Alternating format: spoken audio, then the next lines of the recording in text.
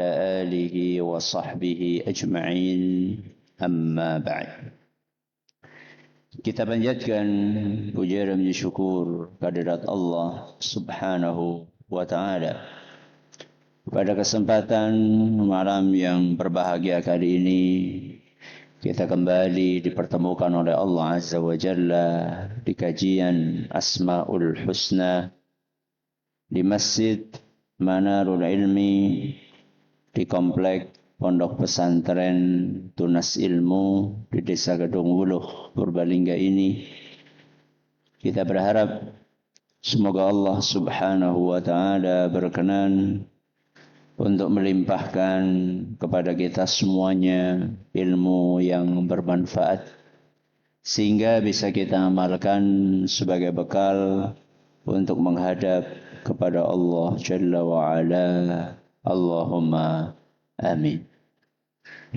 Salawat dan salam semoga senantiasa tercurahkan kepada junjungan kita Nabi Agung Muhammad sallallahu alaihi wasallam, pada keluarganya, sahabatnya, dan umatnya yang setia mengikuti tuntunannya hingga di akhir nanti.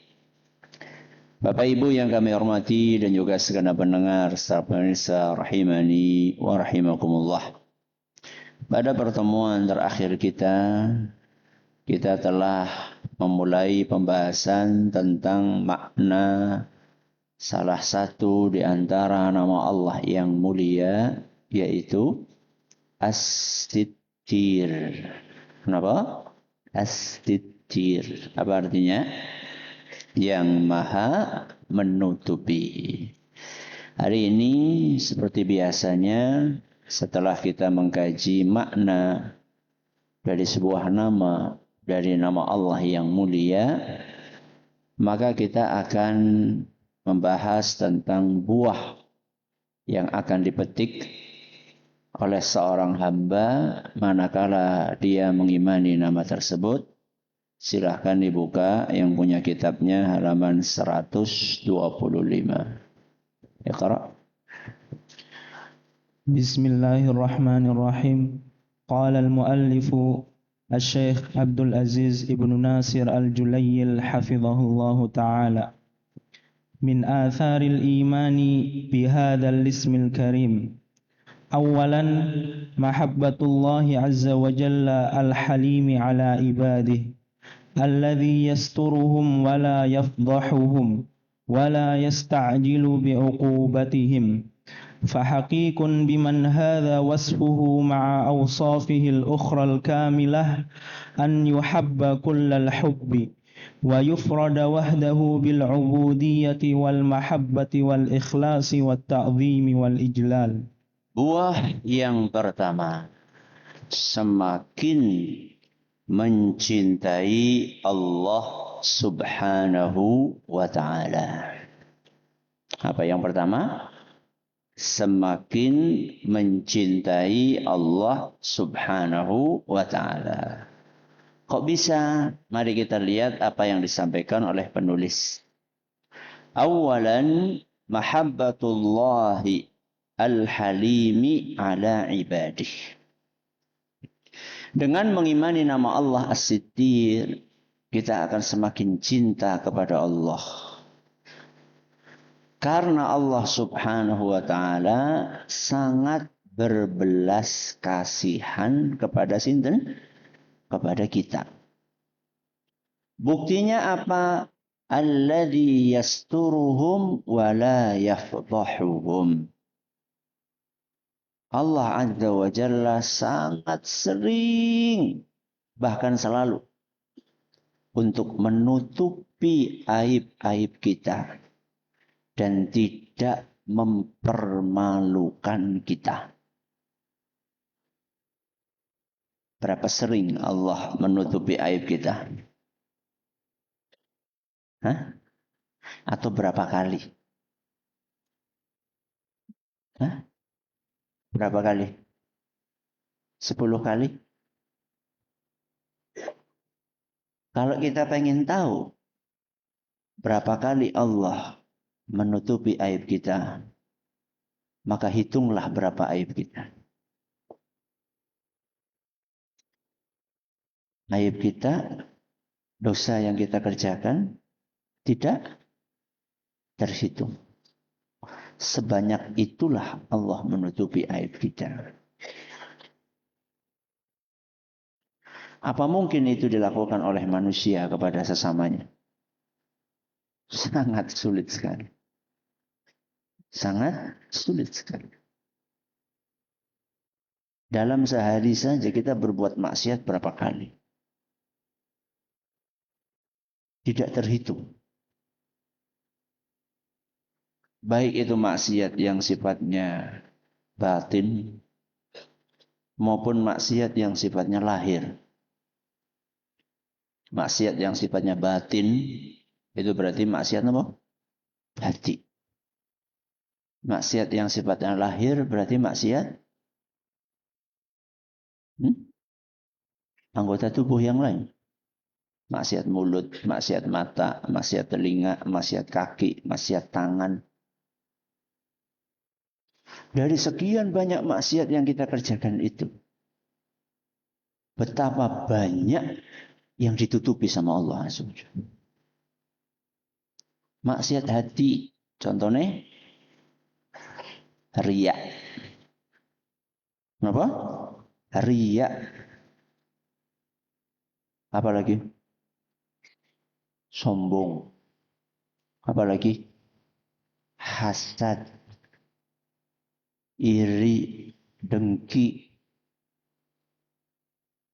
Kurang bersyukur. Dari sekian banyak maksiat itu yang bercokol di dalam hati kita, sama Allah Azza wa Jalla ditutupi.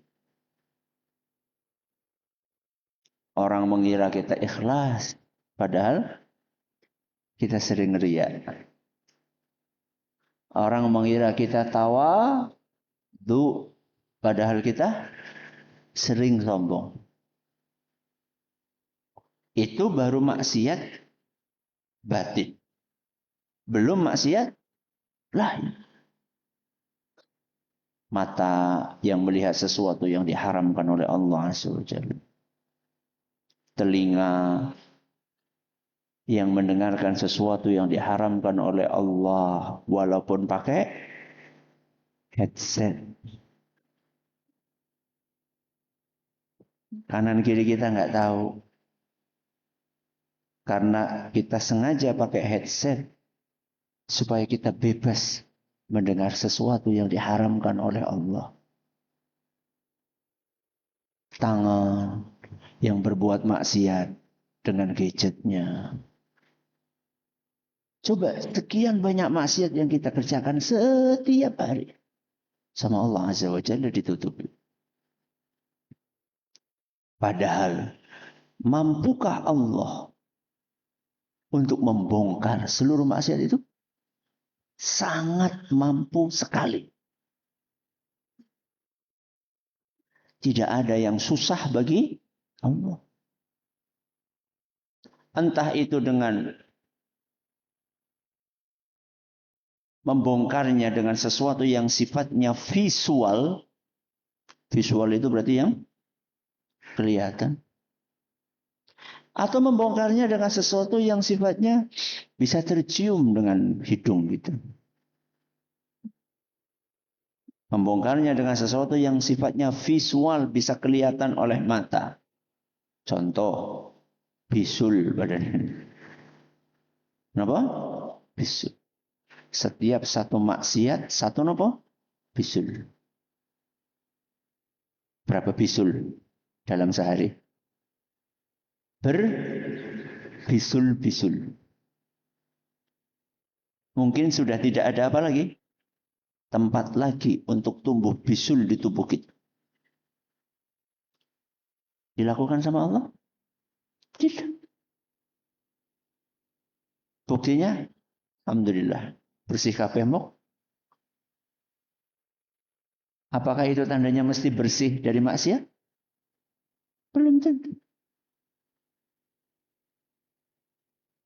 Coba bayangkan kalau seluruh tubuh ini ditumbuhi bisul. Ada orang yang mau dekat-dekat sama kita? Udah. Orang begidik. Begidik siapa? Merinding. Lihat. Itu yang sifatnya apa? Visual. Atau yang sifatnya aroma. Ini sering saya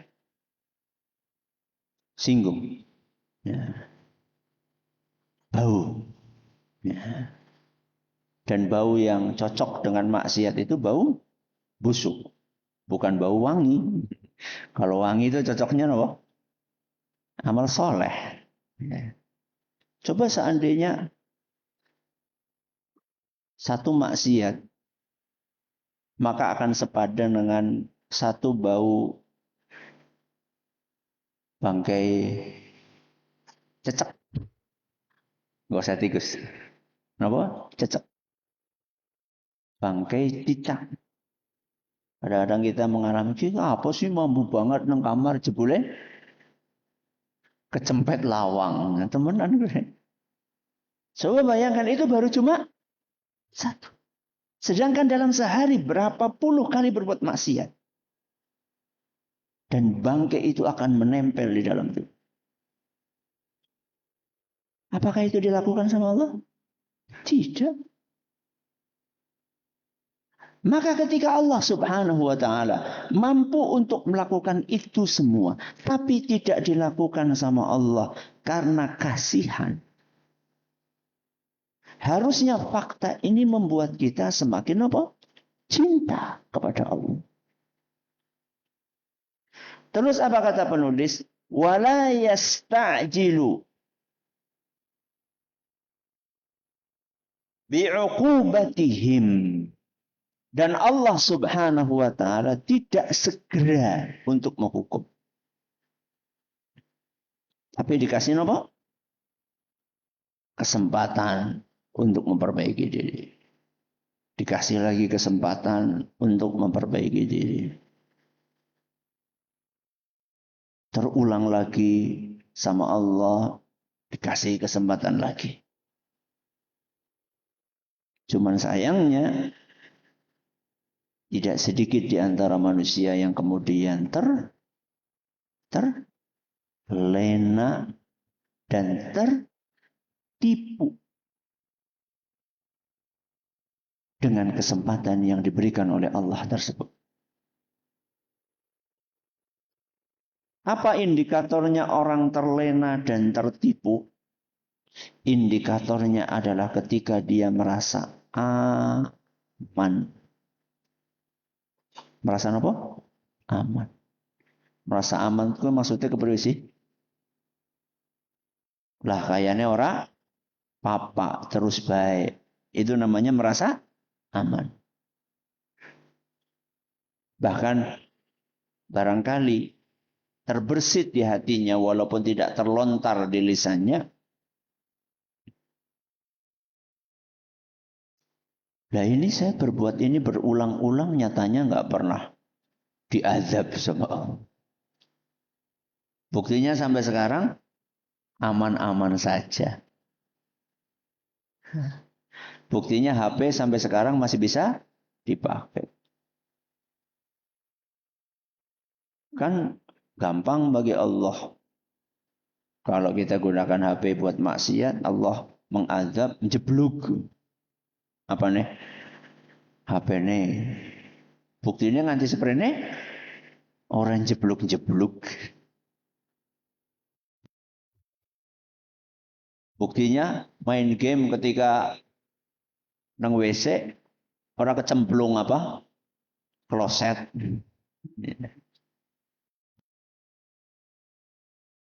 Merasa aman. Ini bahaya. Wong Allah ngasih kesempatan untuk memperbaiki diri, malah kita merasa, oh berarti tidak apa-apa dengan maksiat yang kita kerjakan itu. Ini salah. Ya. Sehingga mungkin atau tidak kok kemudian Allah subhanahu wa ta'ala karena sudah dikasih kesempatan berkali-kali itu sesekali dibongkar gitu. Mungkin sangat mungkin. Dan ketika Allah Azza wa Jalla suatu saat membongkar aib tersebut, itu karena Allah sayang atau karena Allah murka?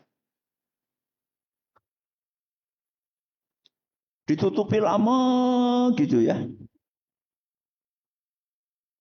Orang sadar-sadar. Akhirnya sama Allah dibongkar. Buar. Dipermalukan di depan apa? Itu karena Allah sayang atau karena Allah murka? Sayang atau murka? Sayang. Katanya salah satu bentuk kasih sayang Allah nutupi. Dibongkar kok sayang, gimana sih? Supaya sadar. Nek orang sadar. Berarti ini adalah sayang Allah atau murka Allah. Salah satu indikatornya dilihat apa efeknya. Kenapa? Apa efek dari terbongkarnya aib tersebut? Kalau efeknya kemudian dia jadi apa? Sadar, jadi tobat. Mudah-mudahan itu tanda apa? Kasih sayang Allah. Tapi kalau terbongkar, terus semakin apa? Menjadi-jadi. Bahkan dia mengatakan, wis kadung, sisan baik. Ya. Bisa jadi ini tanda Allah murka. Berarti tergantung apa? Efek dari terbongkarnya aib tersebut. Kalau efeknya adalah dia kemudian jadi taubat, maka ini salah satu bentuk kasih sayang Allah. Sebab Allah mengetahui bahwa orang ini kalau ditreatment pakai cara yang apa? Halus, diumpet, ditutupi. Ini kayaknya orang ini orang efek. Maka perlu dikasih treatment sing apa?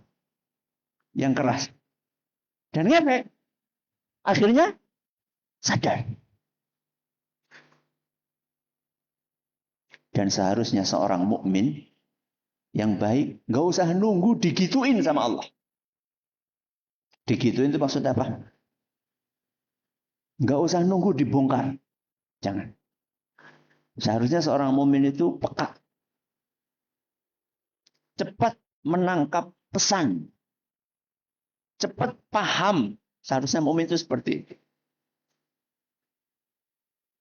Nah, kalau sebaliknya dibongkar malah semakin apa? Bisa jadi itu adalah murka Allah Azza wa Jalla kepada hamba tadi. Yang sudah dikasih kesempatan berkali-kali. Bukannya dia memanfaatkan kesempatan itu untuk memperbaiki diri. Kok malah dia semakin dalam. Semakin terseret kepada nafsunya. Maka Allah Azza wa Jalla pun bongkar untuk memberikan azab. Na'udzubillahi min dzalik.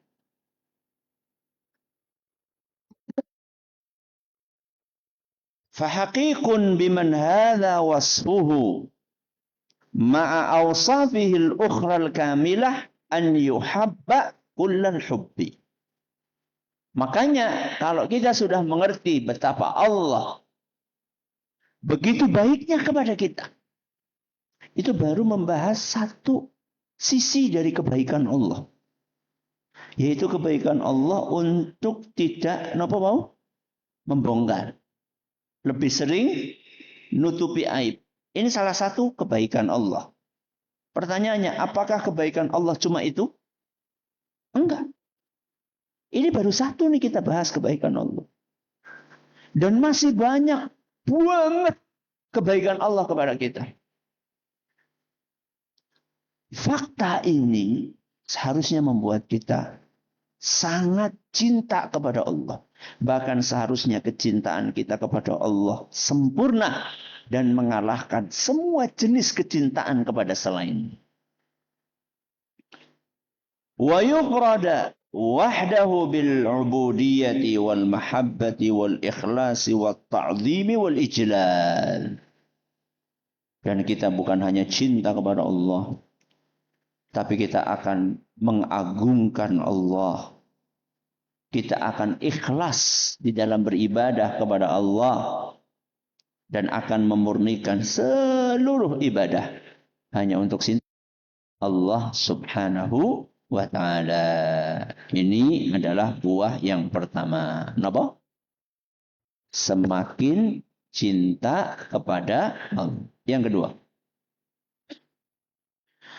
ثانيا الحياء من الله عز وجل الذي يرى عبده وهو يعصيه فيستره ولا يفضحه فحري بالعبد أن يتأدب مع ربه سبحانه ويستحيي منه الذي يراه في جميع أحواله ولا يخفى عليه من عبده خافية.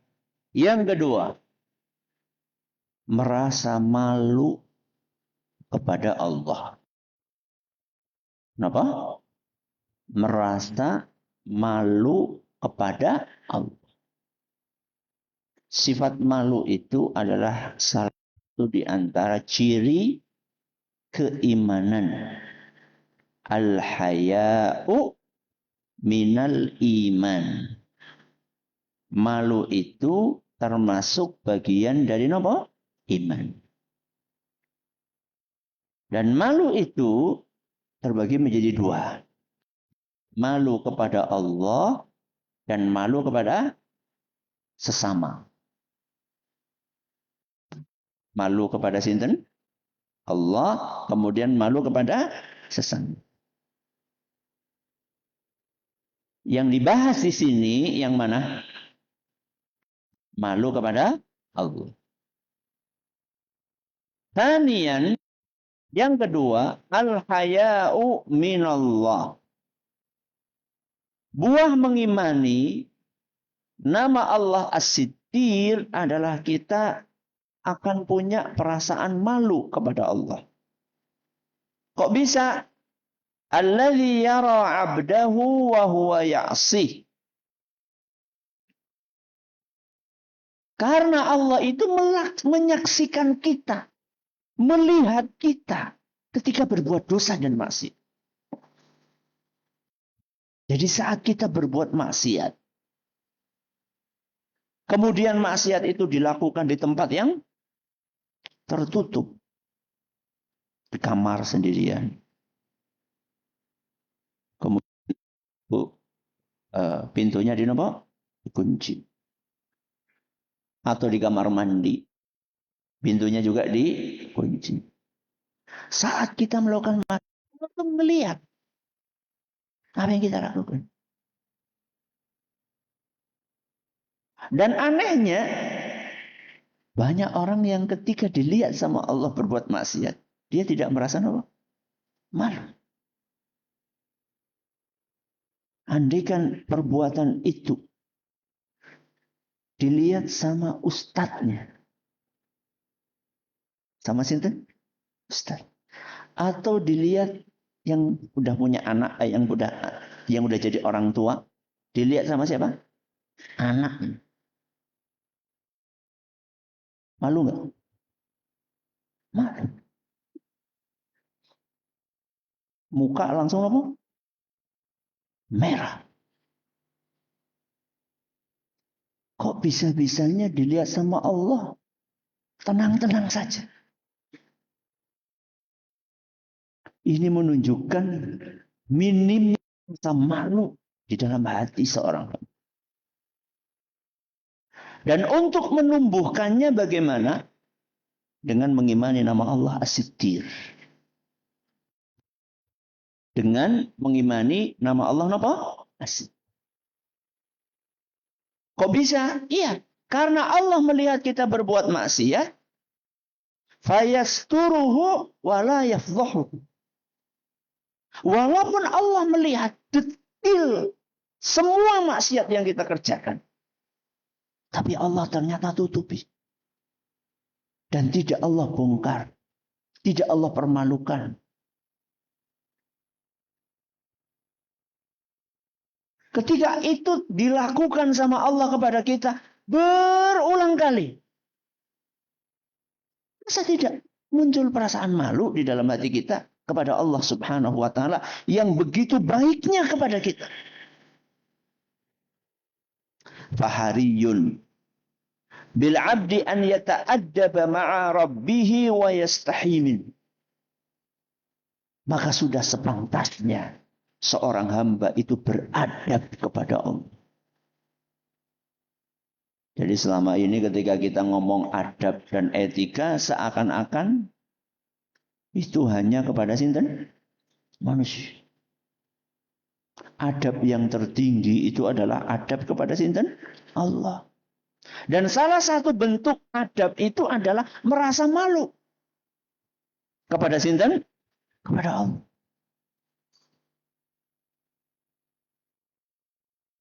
Karena Allah melihat semua apa yang kita kerjakan.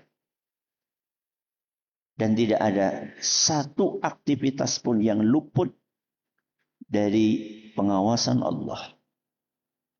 Makanya Rasulullah SAW dalam sebuah hadis yang diriwayatkan oleh Imam At-Tirmidzi. Dan isnad hadis ini dinilai sahih oleh Imam Al-Hakim. Beliau pernah menasihati para sahabatnya. Apa kata Nabi SAW? Istahyu minallahi haqqal haya. Wahai para sahabatku, wahai umatku, hendaklah kita merasa malu kepada Allah. Semalu-malunya. Malulah yang serius. Kepada sinten? Kepada Allah. Kulna, para sahabat mereka berkomentar, ya Rasulullah, inna nastahi walhamdulillah. Wahai Rasul, alhamdulillah.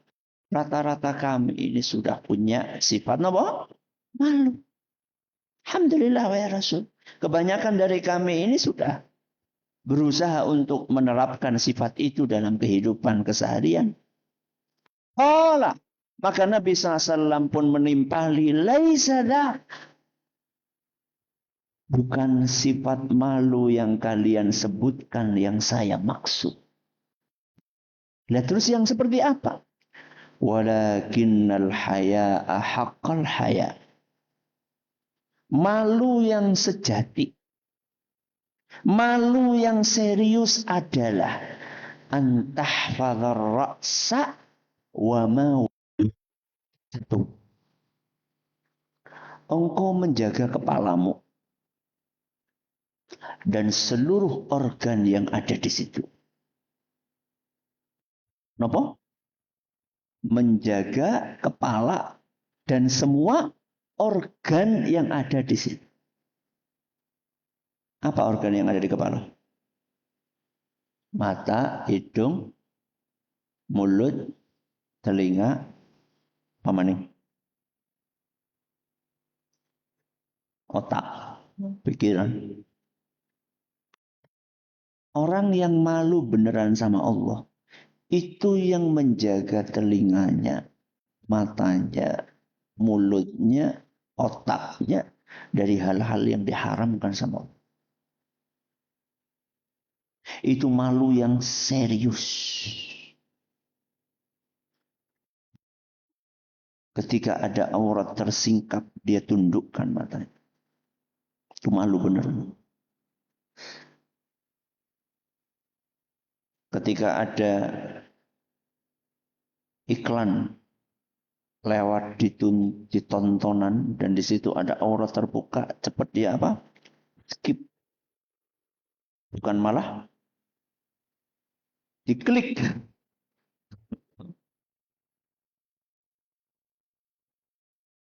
ketika ada orang ngirim gambar di grup dan orang ini sudah terkenal reputasi buruknya, biasanya ngirim gambar orang bener. Itu kan biasanya kan gak langsung download kan. Biasanya masih apa? Masih apa ya? Buram. Nah, masih buram. Orang ini sudah terkenal track record buruknya. Nah, ngirim kayak mesti orang bener gitu. Seringnya orang bener. Dan dari gambar yang buram itu, guys, orang bener gitu. Apa yang dilakukan? Delete. Ya Ustaz, saya mau memastikan dulu Ustaz. Di-download di sini, sampai di-delete. Yang lebih parah, di-download, disimpan. Astagfirullahaladzim.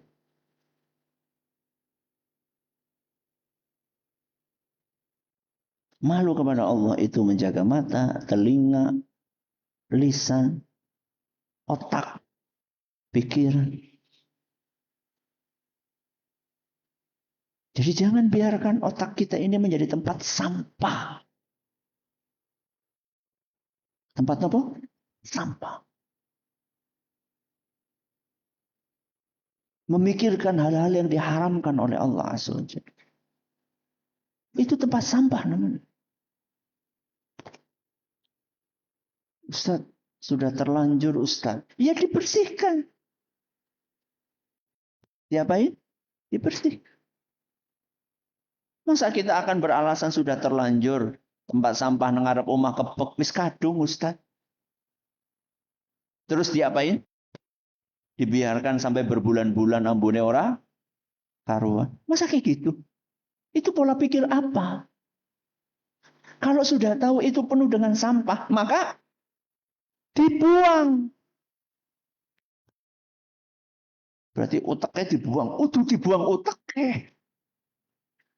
Sing dibuang apa nek? Sampai bukan tempatnya sing dibuang. Sampahnya yang dibuang. Caranya Ustaz. Caranya. Istighfar.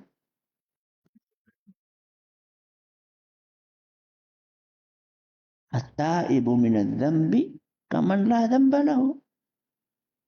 Orang yang bertobat dari dosa kata yang tidak punya dosa.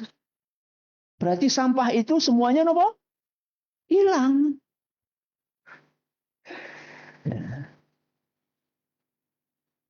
Ini yang keberapa?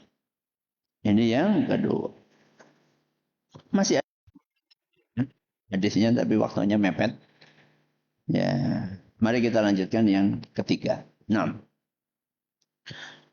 ثالثا التخلق بصفات الستر النفس وعلى الخلق لأن الله عز وجل ستير يحب الستر ويأمر عباده بالتستر على النفس إذا ابتلوا بالمعصية وعدم المجاهرة بها وكذلك أمر بالستر على الناس والبعد عن إشاعة الفاحشة بينهم. Yang ketiga, berusaha selalu menutupi aib sendiri dan orang lain. Apa yang ketiga? Berusaha selalu menutupi aib sendiri dan orang lain. Kok bisa Ustaz? Ya karena itu sifat yang terpuji. Menutupi aib itu sifat yang terpuji. Buktinya terpuji apa? Buktinya Allah punya sifat itu. Tidak mungkin Allah itu memiliki sifat dan sifat itu nggak baik. Itu nggak mungkin. Ya. Maka salah satu efek dari keimanan kita dengan nama Allah As-Sittir, kita mengaplikasikan sifat baik itu dalam diri kita. Allah itu Sittir wa yuhibbus sitra. Hadis yang kita baca di awal kajian pekan lalu. Allah itu maha menutupi dan menyukai dari hambanya sifat tersebut. Apa sifat tersebut? Menutupi aib sendiri dan aib orang lain. Menutupi aib sendiri. Ini caranya bagaimana, Ustaz? Apakah caranya dengan bersembunyi, berbuat maksiat gitu? Hah? Caranya, kata Syekh Abdul Razak Al-Badr hafizahullah, wa bihadza anna al-wajib 'ala al-'abdi an yujahida nafsahu 'ala al-dhunubi wa muqarafat. Yang pertama, menjauhi maksiat. Kenapa?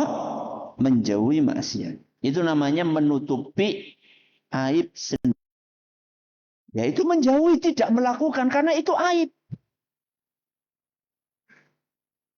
Terus kata beliau, wa idza alamma bi syai'in fa 'alaihi an yastura nafsahu. Setelah dia berusaha maksimal menjauhi, kok tetap terjerumus kepada maksiat itu, maka tutupi. Tutupi itu maksudnya apa? Jangan cerita-cerita. Apalagi direkam. Apalagi diupload.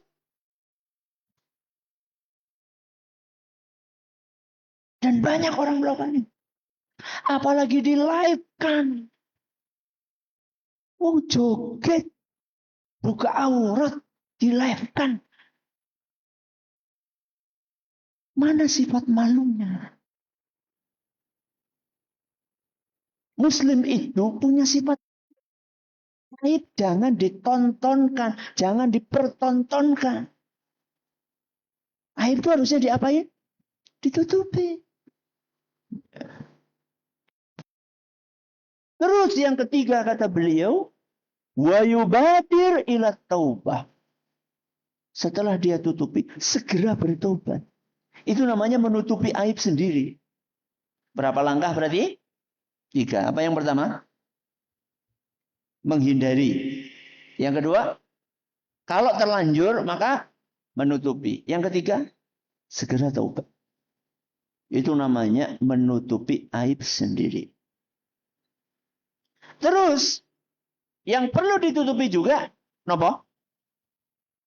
Apa? Aib orang lain. Jadi, kita punya tanggung jawab moral agar keburukan itu tidak menyebar ke masyarakat. Salah satunya adalah ketika ada orang melakukan keburukan, tutupi. Supaya apa? Supaya tidak menyebar kemana-mana. Karena ketika ada seorang berbuat maksiat, kemudian dibongkar, dipermalukan. Di sana lagi, di sana lagi, di sana lagi. Nanti lama-lama masyarakat akan menganggap bahwa itu sesuatu yang biasa. Buktinya biasa apa? Buktinya banyak yang melakukan. Dan itulah yang terjadi yang sering saya sampaikan tentang membuka aurat. 60 tahun yang lalu orang jarang pakai celana pendek wanita keluar rumah. Sekarang biasa. Kenapa? Karena banyak yang melakukan. Nah, kalau ada sebuah maksiat dilakukan oleh seseorang dan kita tahu orangnya baik-baik saja. Bahkan kita sering hadir pengajian sama dia. Kelihatan tekun. Namanya manusia kadang-kadang tergoda, tergelincir. Udah ditutupi. Dinasehati, ditutupi, dinasehati. Jangan diapakan? Jangan dibongkar. Tahu nggak efeknya apa? Efeknya nanti di kalangan orang awam. Oh, kasing biasa ngaji kayak kayak. Buktinya orang anak beda nih. Pusatnya kayak pada baik. Nggak ada bedanya sama yang di luar sana. Akhirnya sesuatu yang aib itu dianggapnya apa? Biasa. Maka ini pelajaran penting buat kita semua nih. Buat kita semua. Kita ini banyak kekurangannya enggak? Sangat banyak. Tapi karena kita itu sering hadir pengajian, orang menganggap kita ini baik. Orang menganggap kita ini gitu. Kalau orang soleh melakukan keburukan, itu lebih dahsyat efeknya dibandingkan preman melakukan.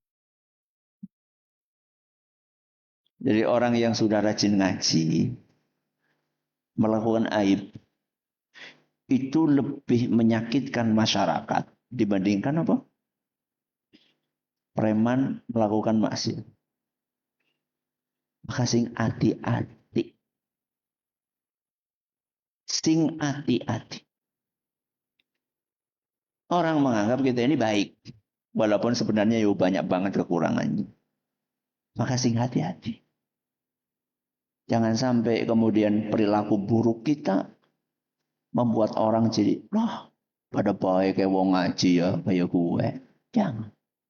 Membuat orang jadi fobi dengan pengajian. Jangan. Gara-gara perilaku oknum-oknum tersebut. Wah, berarti kudu suci, Ustaz. Enggak. Praktekkan yang tadi disampaikan. Tiga apa? 3 langkah tadi. Apa? Jauhi sekuat tenaga. Kalau terjerumus, tutupi. Terus yang ketiga, segera taubat kepada Allah Subhanahu wa ta'ala. Alhamdulillah selesai pembahasan tentang nama ini. Kita akan lanjutkan untuk mengkaji lainnya. InsyaAllah pada pertemuan yang akan datang. Terima kasih atas perhatiannya. Menurut segala kurangannya kita akhiri. Subhanakallahumma bihamdika asyhadu an la ilaha illa anta astaghfiruka wa atubu ilaik. Assalamualaikum warahmatullahi wabarakatuh. Anda seorang pelajar atau mahasiswa atau santri atau seorang kepala rumah tangga atau ibu rumah tangga yang sering mengalami gangguan lambung akibat habis makan pedas atau habis minum kopi atau telat makan. Sudah mencoba obat A, obat B, tapi belum sembuh juga. Saatnya Anda berpindah ke produk ini, Walmah. Sudah banyak yang mencoba produk ini dan dengan izin Allah Azza wa Jalla, dia sembuh dari gangguan lambung. Selamat mencoba, semoga Allah mengaruniakan kesembuhan kepada Anda dan kita semuanya. Sakit mah, walmahin aja. Anda seorang pelajar